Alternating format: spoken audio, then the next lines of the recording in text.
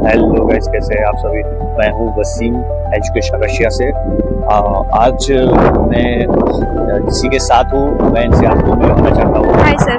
क्या नाम है आपका? अमीशा। जी, कंसल्टेंसी के थ्रू आए हैं, मैं जान सकता हूँ? यस सर, मैं एजुकेशन वाइब से आई, कंसल्टेंसी के थ्रू आई हूँ। Okay, thank you Amisha.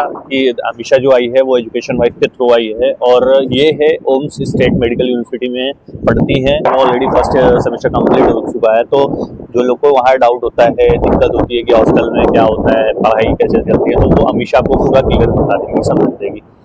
College के यूनिवर्सिटी से कैसे जाते हैं, बस से कि टैक्सी से, और कितना लगता है, वो पूरा आपको डाउट क्लियर कर देगी। तो अमीशा बताइए। सर, हम लोग हॉस्टल से कॉलेज बस से आते हैं, और क्या चार्जेस वगैरह लगते हैं आपके बस के? ओम का कार्ड होता है हम लोग के अच्छा, लिए। कार्ड बनते हैं आपके बस के? ओम का कार्ड होता है, ट्रांसपोर्ट कार्ड फॉर स्टूडेंट्स। तो इसके लिए हम लोग को 28 रूबल्स लगते हैं। और फिर जस्ट 15 to 20 मिनट्स हम लोग का बस हम लोग यहाँ पर आते हैं।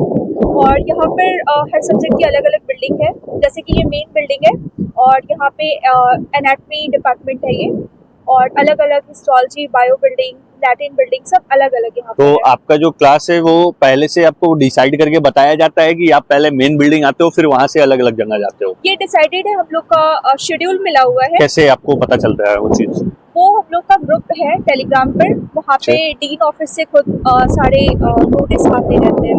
तो अभी जैसे सेकंड सेमेस्टर हम लोग का स्टार्ट होने वाला है, तो हम लोग को पहले शेड्यूल मिल चुका है कि कब, कौन से डेट पर, कब किस बिल्डिंग, कौन से बिल्डिंग पे कौन सा लेक्चर होगा, क्या होगा। तो वो आपका डिसाइड करके आपको टेलीग्राम के उस पे ग्रुप में डाल दिया जाता है। तो वो जो ग्रुप है वो कॉलेज का होता है? हाँ सर, ये यूनिवर्सिटी का ही है, डीन ऑफिस से। फिर वहां से आने के बाद आप कॉलेज मेन बिल्डिंग आते हो, फिर वहां से अलग अलग जहाँ जहाँ आपको जाना होता है वहां जाते हो आप? हम लोग मेन बिल्डिंग तभी आते हैं जब हमारी एनाटमी क्लास होती है। Okay. जब यहाँ की जो क्लास यहाँ लगती है, हम लोग तब आते हैं। फिर अगर हम लोग लैटिन है तो उसके लिए डायरेक्टली वहीं चले जाते हैं। तो आपका जो क्लास चलता है वो शाम तक चलता है, या फिर बीच में कुछ टाइम वगैरह या गैप? हम लोग को आधे घंटे का गैप, जैसे एक अगर क्लास खत्म हो गई एक सब्जेक्ट की, दूसरे सब्जेक्ट के बीच में लगभग 1 घंटे का गैप मिल जाता है। तो अगर दूसरे बिल्डिंग भी जाना है तो सारे building 5 to 10 minutes walking distance पे ही है। पैदल चले जाते हैं आप? हाँ, हम लोग पैदल चले जाते हैं। तो अगर किसी को डाउट होता है कि वो कैसे जाएगा, तो ये चीज जान लीजिए कि आपको एक बिल्डिंग से दूसरी बिल्डिंग जाने के लिए आधे से 1 घंटे का गैप मिलेगा। तो आप बाई रोड, जो साइड में किनारे किनारे रोड पे बने रहते हैं, आप पैदल वहां से जा सकते हैं। सर, इतना पास है, 5 मिनट्स का ही होता है। तो आप पैदल भी जा सकते हैं, आपको कोई दिक्कत परेशानी नहीं होगी। हाँ। उसके बाद जब आपका क्लास खत्म हो जाता है, तो फिर वहां से आप कहाँ जाते हो? आप लोग डायरेक्ट हॉस्टल आते हो?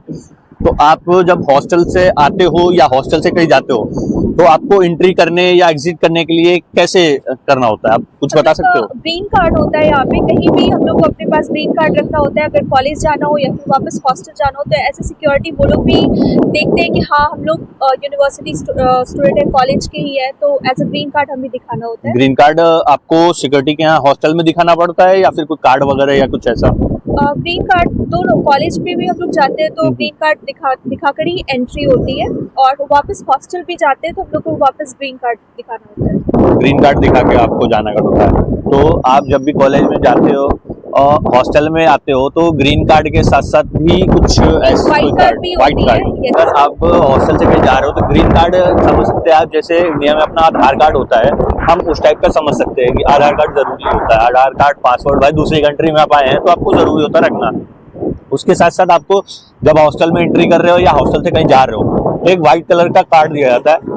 वो भी मैं आपको बता दूंगा कैसा होता है, क्या होता है। वो व्हाइट कलर का टैप किया जाता है और आप एंट्री कर सकते हो और एग्जिट कर सकते हैं। उसके बाद आपको कोई रोकेगा नहीं और ना कोई बोलेगा। हमारे पास एक स्टूडेंट आईडी भी है, जिसके थ्रू अगर हम लोग कहीं अगर जैसे अभी वेकेशन चल रही है तो हम लोग कहीं जाना चाहते हैं घूमने के लिए, तो स्टूडेंट आईडी साथ में रखते हैं। या फिर वापस हम इंडिया जब वेकेशन में जाएंगे, हॉलीडेज में जाएंगे, वापस आएंगे, तो वो स्टूडेंट आईडी हमें एयरपोर्ट पे दिखानी होती है। इंडिया में अगर ऑफकोर्स बहुत ही हाई है पैकेज होती है एमबीबीएस के लिए इन प्राइवेट, तो यहाँ पर हम लोग और अदर कंट्रीज़ में जाने के लिए हम लोग को ये माइंड में बहुत ही रहता है कि सही है या नहीं है, क्योंकि फॉरेन में पढ़ना या बहुत सारी डिफ़िकल्टीज फेस करनी पड़ेगी, लेकिन ऐसा कुछ नहीं है।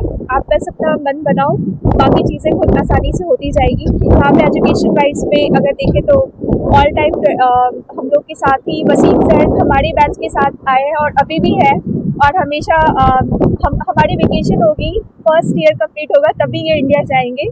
वसीम सर है, अकबर सर है, जितनी भी डिफ़िकल्टीज़ है वो रिजॉल्व करने के लिए यहाँ पे है।